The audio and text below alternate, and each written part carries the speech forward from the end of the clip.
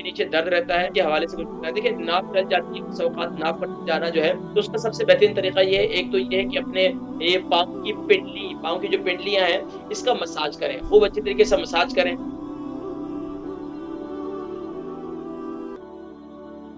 السلام علیکم. السلام علیکم. وعلیکم السلام ورحمۃ اللہ وبرکاتہ. جی میری بہن کا نام عمر وزن. میرا نام عافیہ ہے اور عمر ہے 67. ہم سمجھے عافیہ وہاں امریکہ سے آ گئی. ہلو میں نے کہا عافیہ وہ آ گئی ہیں الحمدللہ. اور 67 جی 67 عمر ہے. وزن 8.5 stone. 8.5. سوال کیا ہے؟ یہ میرے نا یہ مسلس کی پرابلم ہے.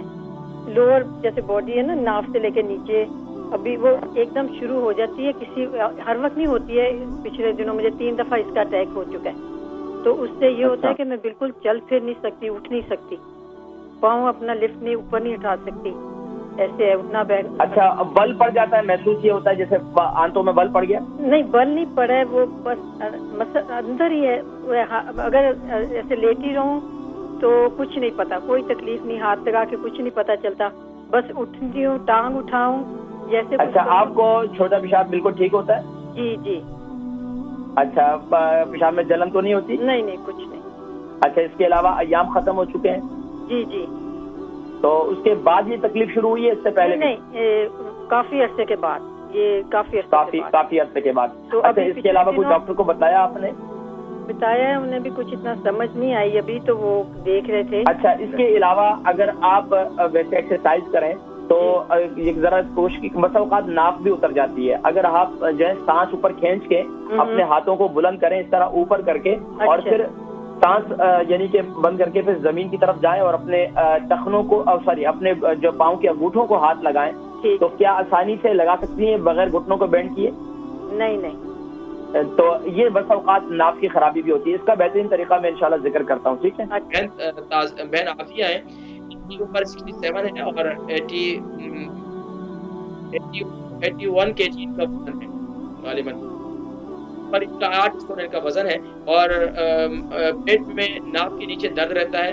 اس کے حوالے سے کچھ دیکھیں ناف چل جاتی ہے کسی اوقات ناف پر جانا جو ہے کہ ہمارے اس چیز میں خاص طور پہ یورپ کے اندر ہم لوگ اس چیز پر توجہ نہیں دیتے تو یہ ایک ذہن میں رکھیں. بس اوقات اوپر چڑھنا نیچے جانا بس اوقات کوئی چیز نیچے سے اوپر لے کے چلے جاتے ہیں بس اوقات کیا ہوتا ہے وہ ناف چل جاتی ہے تو اس کا سب سے بہترین طریقہ یہ ہے ایک تو یہ ہے کہ اپنے یہ پاؤں کی پنڈلی پاؤں کی جو پنڈلیاں ہیں اس کا مساج کریں خوب اچھی طریقے سے مساج کریں.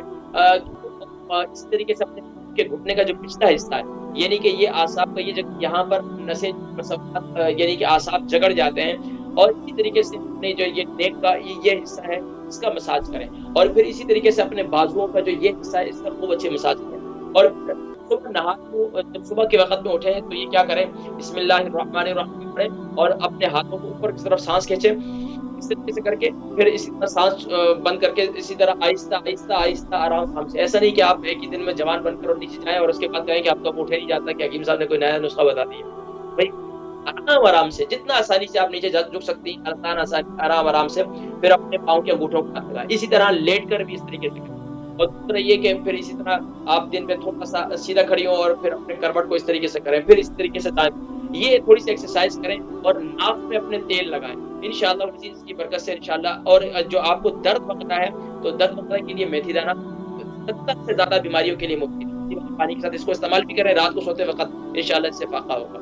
ہماری ایک اور بہن ہے اسلامی بہن ہے ان کی عمر 30 سال ہے اور 70 kg ان کا وزن ہے. پاؤں کے تلووں میں درد رہتا ہے. اس کے حوالے سے میں نے پچھلا بھی پورا پاؤں کے تلووں کے لیے بہترین یہ ہے کہ پاؤں کے تلووں کے لیے ایک تو پانی گرم کر لیں تقریباً 2-3 کلو پانی گرم کر لیں اس کے اندر جو ہے تقریباً 10 اسپون پنک سالٹ ڈال دیں اور جو ہے سالٹ ڈالنے کے بعد اس کو پانی کو اچھی طرح ابال لیں.